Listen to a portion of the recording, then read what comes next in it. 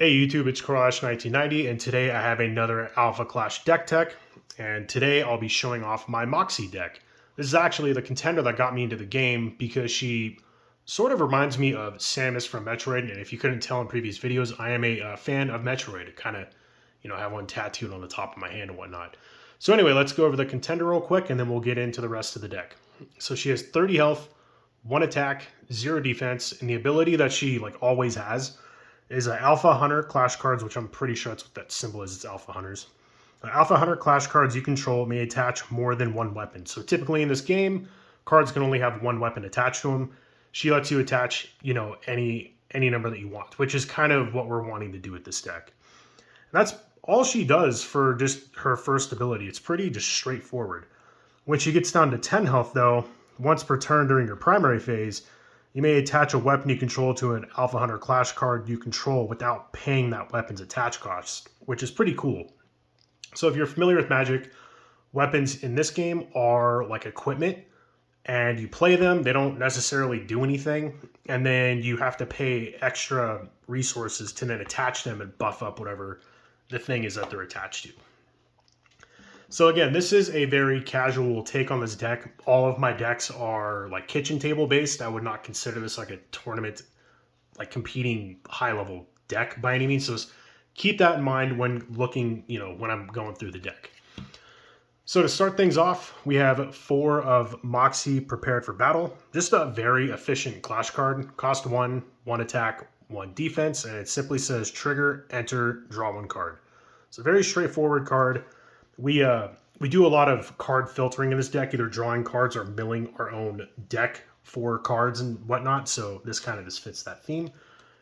And speaking of the mill theme, we have 4 Moxie Alpha Hunting Specialist. 2 cost, 3 attack, which is pretty nice, 1 defense, and trigger enter.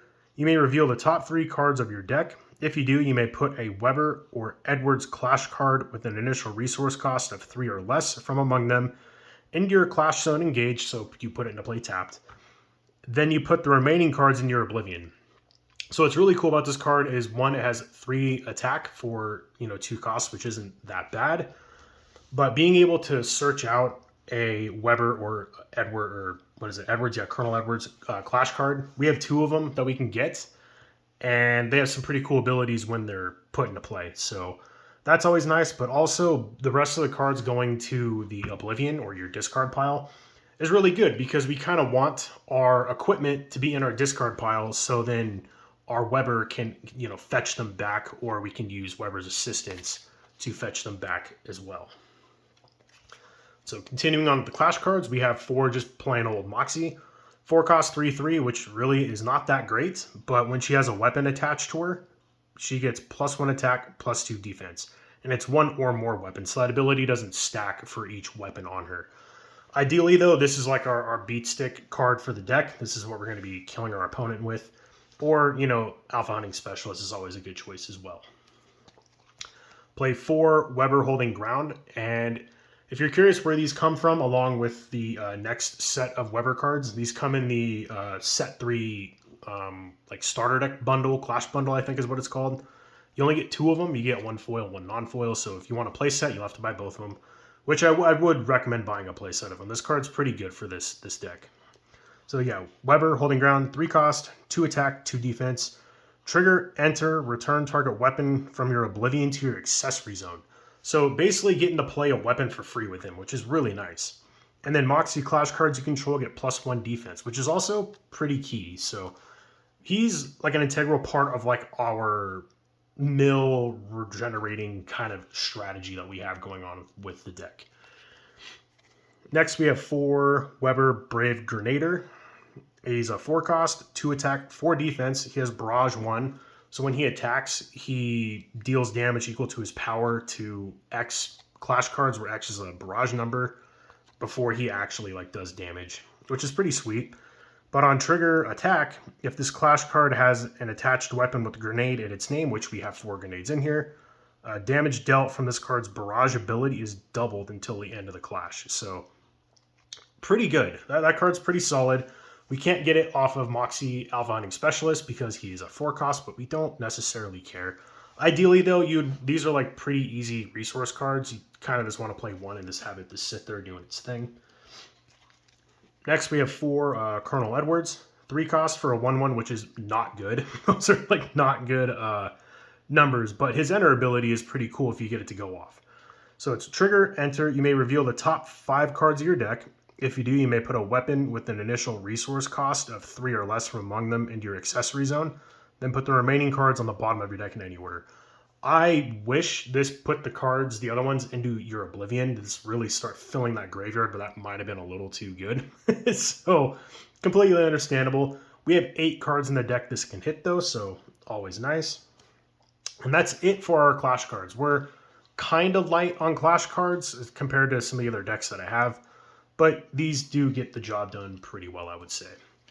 And now for the Clash Ground, we only have 4 of them, but it's 4 Denver, and ideally, this card is used to filter through your deck, maybe discard a weapon if you don't have some other cards that are in the deck, and is this kind of dig for what we're looking for.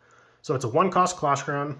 It has a Alpha Hunter and Rogue Clash cards get +1 attack, and then trigger enter. You may draw 2 cards, then discard 1 card. So being able to draw 2 cards for the cost of 1 in this game is pretty sweet. I think this Clash Ground's like deceptively good. I didn't really think it was that great until I started testing with it a little bit, and yeah, being able to dig that much for only 1 cost is very, very good. Next is all of our weapon accessories, and our main one is Moxie's Heavy Power Armor. This is like ideally what we're going to be using with some of the other stuff in here to win the game and close the game out. A couple attacks with like Moxie equipped with this is generally, pretty good. It'll lead you to winning the game, I would say. It is a 4-cost, has 3 black resources to equip. Attached Clash card gets +4/+4 in flight, which is insane. Trigger enter, deal 1 damage to your contender as like a balancing factor, I suppose. If you have 3 or more Alpha Hunter Clash cards, which they are all Alpha Hunters, so it's typical that it will happen, it costs 1 less black to equip. And this card can only be attached to Alpha Hunter Clash cards. Most of our weapons, I can't remember if the grenades have it, but the next weapon has that little clause. I wish they didn't have that, but I understand for thematics. But it's what makes running the Alpha Hunter cards so difficult, because all of the whole shtick is the equipment, but they can only equip to themselves. So like you can't equip them to like a Torque or like Kilimanjaro or Magnate or whatever. It really like shoehorns you into a very specific theme and strategy. Next, I have 4 Moxie's Light Power Armor. 3 cost, 2 black to equip. Attached Clash card gets +2/+2 in flight. Pretty good. The +2/+2 is not like the biggest buff in the world, but giving it flight is always really nice. And this card can only be attached to, again, Alpha Hunter Clash cards. So keep that in mind when playing this deck. Now for the grenades. We only run 4 of them. I really like Frag Grenade over the other one, which is like, it's a Concussion Grenade, I think. This one's cool because it actually like does damage. 1 cost, 1 to attach. And so if you don't know what grenades do, you attach them to your stuff, and then when the card with the grenade like does something, it attaches the grenade to an opponent's Clash card. And then whenever that opponent's Clash card does one of the specific things mentioned on the grenade triggers, and then its effect happens. So like dealing damage or returning it to the top of the opponent's deck. So while this weapon is attached to a Clash card you control, this weapon gets, whenever the attached Clash card attacks, you may attach this weapon to target Clash card defending player controls without paying its attach cost. Then it has, while this weapon is attached to a Clash card you don't control, this weapon gets, whenever the attached Clash card attacks, deal 3 damage to the attached Clash card or target contender the attacking player controls, then send this weapon to Oblivion. That's pretty good. Being able to potentially blow up some of the more powerful like 1 or 2 drops in here, like treat this as like a removal spell, but it can also be used as a burn spell when you need it to. And all of the grenades, they go to the discard pile, so then Weber can like get them back, but ideally we're going to be using Weber to get back the Heavy Power Armor. And that's it for all the weapons. 12 I think is a pretty decent amount. Typically I've seen decks only run the Heavy Power Armor and none of this stuff, so this is where the casual kitchen table kind of vibe comes from. Next we have 4 Sharpshooter Moxie. This is one of the trap accessories. It's actually the only trap you run in the deck. It's a very good one though. Cost 1 to activate, so if you don't know how traps are, you put them face down, you don't pay for them. And then when you want to activate them is when you pay the resource cost on them. And there's always a condition that's met that allows you to activate them. So this one says counter play, so when your opponent plays something. You may activate this trap if the clash card being played has an initial resource cost of 2 or less. That card is sent to oblivion instead of entering play. So, like the 1 cost Torque or the 1 cost like Lin, all of that stuff. There's the 1 cost Pestilence. There's a lot of good cards that this can target. And it really helps keep the tempo in your favor instead of letting your opponent just steamroll you with all these crazy 1-drops that they're playing. Next, we have 4 Suit Up, and if you're going to play Moxie, I highly suggest you get your playset of Suit Ups.